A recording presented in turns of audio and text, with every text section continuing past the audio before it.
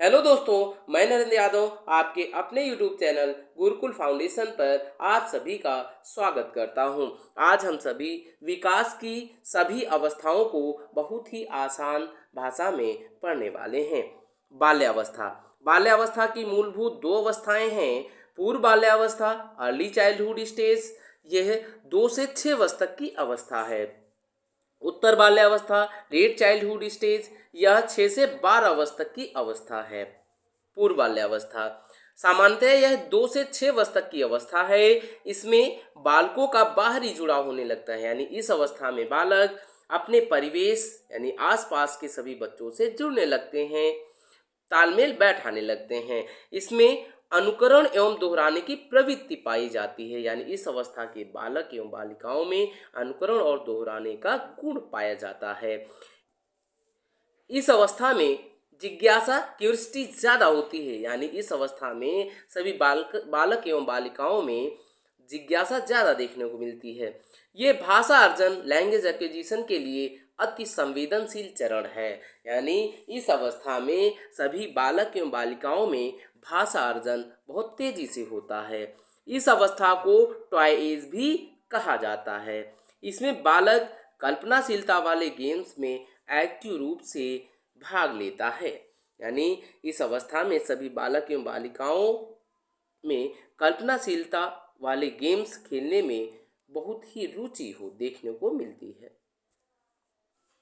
उत्तर बाल्यावस्था या मध्य बाल्यावस्था, ये अवस्था 6 से 11 वर्ष या 6 से 12 वर्ष तक की अवस्था है। इसे आरंभिक स्कूल की अवस्था भी कहा जाता है, यानी जब बालक 5 या 6 साल का हो जाता है तब उसे स्कूल भेजना शुरू किया जाता है, इसीलिए इसे आरंभिक स्कूल की अवस्था भी कहा जाता है। इस अवस्था में बालकों में बौद्धिक, नैतिक, सामाजिक और तर्कशीलता इत्यादि का व्यापक विकास होता है, यानी बालक जब मध्य बाल्यावस्था में पहुंचता है तो उनमें बौद्धिक, नैतिक, सामाजिक और तर्कशीलता इत्यादि का विकास तेजी से होता है। इसे गंदी अवस्था भी कहा जाता है, यानी बालक जब अपने परिवेश में खेल कर आता है तो उसके हाथ पैरों में जो मिट्टी लगी होती है तो वो अपने कपड़ों में पोंछ लेता है। इसे स्फूर्ति की अवस्था या स्मार्ट एज भी कहा जाता है। इसे जीवन का अनोखा काल भी कहा जाता है, यानी ऐसी कौन सी अवस्था है जिसे जीवन का अनोखा काल कहा जाता है, तो मध्य बाल्यावस्था को यूनिक पीरियड यानी अनोखा काल कहा जाता है। इस अवस्था में संग्रहण स्टोरेज की प्रवृत्ति विकसित होती है, यानी जब बालक मध्य बाल्यावस्था में होता है तो वह संग्रहण करना बहुत तीव्र गति से शुरू करता है। इसे टोली या समूह या गैंग की अवस्था भी कहा जाता है, यानी जब बालक मध्य बाल्यावस्था में पहुंचता है तो वह अप आसपास में मित्र बनाने लगता है, यानी मित्रों का समूह बनाने लगता है, गैंग बनाने लगता है और टोली बनाने लगता है, इसीलिए इसको टोली, समूह या गैंग की अवस्था कहा जाता है। इसमें खोजी दृष्टिकोण एवं घूमने की प्रवृत्ति का विकास होता है। इस अवस्था में बालक नई नई चीज़ों को खोजना शुरू करता है और इसमें घूमने की प्रवृत्ति विकसित होती है।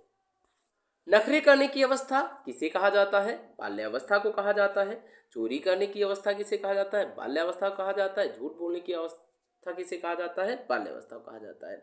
जैसे जब बालक छोटा होता है तो अपने रसोई घर में रखी किसी वस्तु को या चीनी ही ले लीजिए, मान लीजिए चीनी रखी है तो उसको खा लेता है, तो उससे पूछा जाता है कि ये किसने खाया है या किसने उठाया है, तो बालक झूठ बोलता है कि हमने नहीं खाया।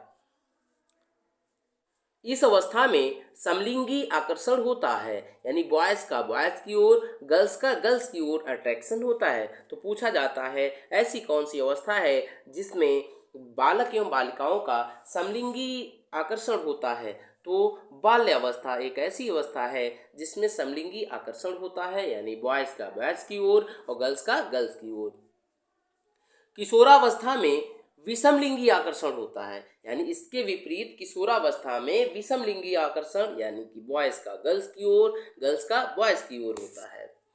इस अवस्था में बालिकाओं की हाइट बालकों से अधिक होती है, यानी इस अवस्था में बालिकाएं जो होती हैं बालकों से अधिक लंबी होती हैं। इस अवस्था को मिथ्या परिपक्वता की अवस्था भी कहा जाता है।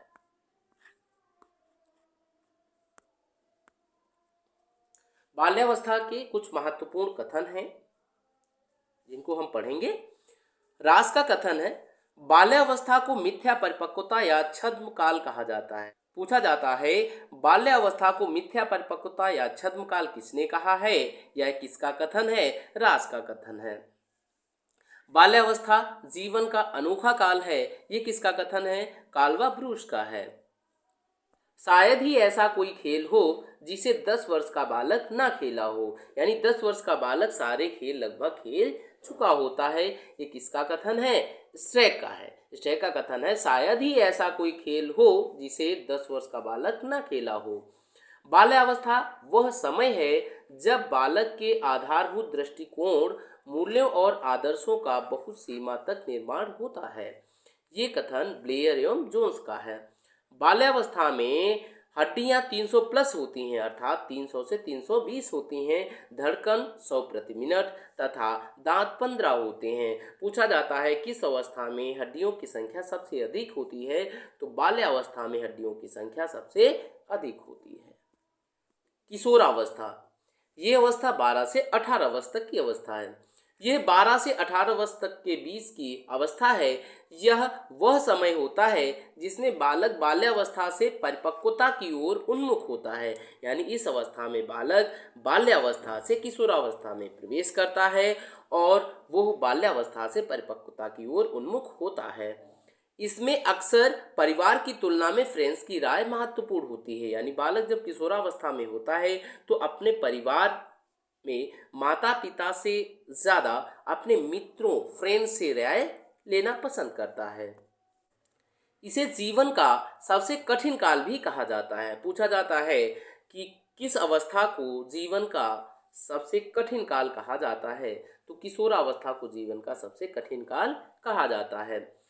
12 से 14 वर्ष की आयु में लड़कों की अपेक्षा लड़कियों की लंबाई मांसपेशियों में तेजी से वृद्धि होती है, यानी जब बालिकाएं 12 से 14 वर्ष की आयु में पहुंचती हैं तो उनकी लंबाई और मांसपेशियों में तेजी से वृद्धि देखने को मिलती है। यानी जब 12 से 14 वर्ष की अवस्था में बालिकाएं होती हैं तो उनकी लंबाई बालकों की अपेक्षा तेजी से बढ़ती है। इसके विपरीत जब बालक एवं बालिकाएं 14 से 18 वर्ष की अवस्था में पहुंचते हैं तो लड़कों की लंबाई लड़कियों की अपेक्षा तीव्र गति से देखने को मिलती है।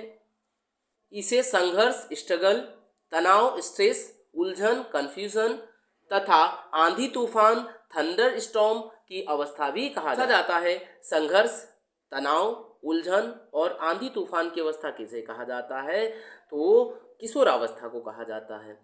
इस अवस्था में किशोर की वाणी में कर्कशता एवं किशोरी की वाणी में कोमलता तथा मिठास आ जाती है।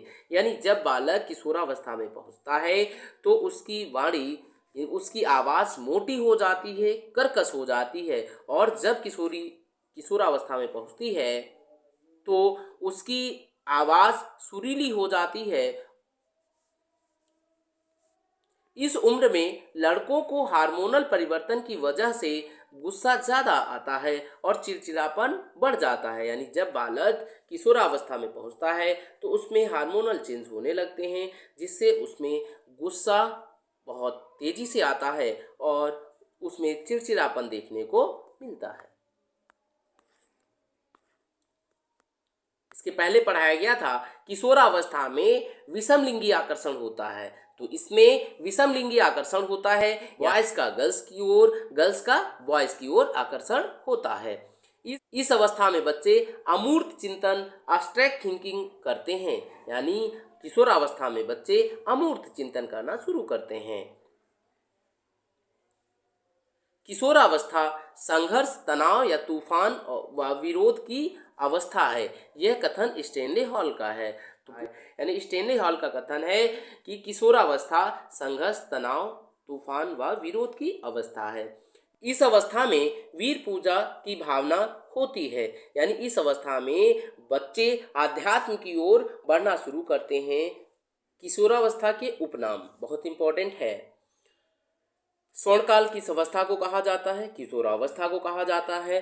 उलझन की अवस्था किस अवस्था को कहा जाता है? किशोरावस्था को कहा जाता है। अत्यंत जटिल अवस्था किशोरावस्था को कहा जाता है। विद्रोही उम्र किशोरावस्था को कहा जाता है। दुख की अवस्था किस अवस्था को कहा जाता है? किशोरावस्था को कहा जाता है। अमूर्त चिंतन की अवस्था किशोरावस्था है।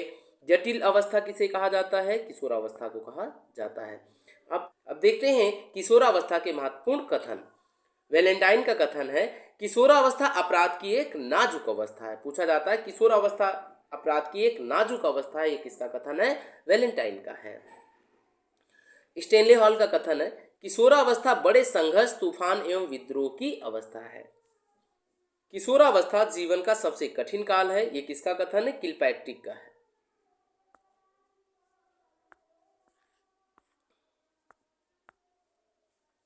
किशोरावस्था में हड्डियां 206, दांत 27 से 28 तथा धड़कन 72 प्रति मिनट होती है। अब हम विगत वर्षों में पूछे गए प्रश्नों को देखेंगे। इस अवस्था में बालकों में नई खोज करने की और घूमने की प्रवृत्ति बहुत अधिक बढ़ जाती है। तो 4 विकल्प हैं, 4 विकल्प में से कोई एक उत्तर है। पहला शैशवावस्था, दूसरा उत्तर बाल्यावस्था, तीसरा किशोरावस्था, चौथा प्रौढ़ावस्था। तो अभी आपको पढ़ाया गया है इसके पहले कि उत्तर बाल्यावस्था में बालकों में नई खोज करने और घूमने की प्रवृत्ति बहुत अधिक होती है। अगला प्रश्न संख्या 2, निम्नलिखित में से किस अवस्था में बच्चे अपने समवयस्क समूह के सक्रिय सदस्य हो जाते हैं? सीटेट 2011 में पूछा गया प्रश्न है। पहला किशोरावस्था, दूसरा प्रौढ़ावस्था, तीसरा पूर्व बाल्यावस्था, चौथा ऑप्शन है बाल्यावस्था। तो पूछा गया है कि निम्नलिखित में से किस अवस्था में बच्चे अपने समवयस्क समूह के सक्रिय सदस्य हो जाते हैं? तो किशोरावस्था में बच्चे अपने समवयस्क समूह के सक्रिय सदस्य हो जाते हैं। अगला तीसरा प्रश्न, निम्नलिखित में से कौन सा आयु समूह परवर्ती बाल्यावस्था श्रेणी के अंतर्गत आता है? सीटेट 2015 में पूछा गया प्रश्न है। पहला विकल्प 11 से 18 वर्ष, दूसरा 18 से 24 वर्ष, जन्म से 6 वर्ष, 6 से 11 वर्ष। तो 6 से 11 वर्ष परवर्ती बाल्यावस्था श्रेणी के अंतर्गत आता है। अगला चौथा प्रश्न, गंदी अवस्था के नाम से किस अवस्था को जाना जाता है? प्रौढ़ावस्था, शैशवावस्था, बाल्यावस्था, किशोरावस्था। तो बाल्यावस्था को गंदी अवस्था के नाम से जाना जाता है, अभी हम लोग ऊपर पढ़े थे। जीवन का अनोखा काल किस अवस्था को कहा जाता है? शैशवावस्था, बाल्यावस्था, किशोरावस्था, प्रौढ़ावस्था। तो जीवन का अनोखा काल बाल्यावस्था को कहा जाता है, हम सभी इसके पहले पढ़ चुके हैं। बालक का विकास होता है सिर से पैर की ओर, पैर से सिर की ओर, दोनों ओर से, इनमें से कोई नहीं। तो बालक का विकास सिर से पैर की ओर होता है। बहुत इंपॉर्टेंट प्रश्न है। वीर पूजा का काल किस अवस्था को कहा जाता है?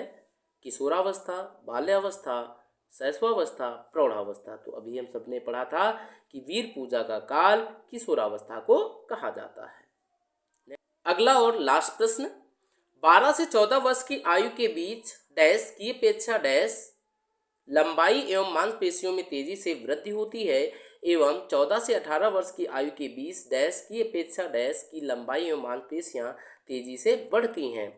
तो अभी हम लोग इसके पहले पढ़ चुके हैं कि 12 से 14 वर्ष की आयु में बालकों की अपेक्षा बालिकाओं की, यानी लड़कों की अपेक्षा लड़कियों की लंबाई तीव्र गति से बढ़ती है, और जब बालक एवं बालिकाएं 14 से 18 वर्ष की अवस्था में पहुंचते हैं तो लड़कियों की अपेक्षा लड़कों की लंबाई तीव्र गति से बढ़ती है।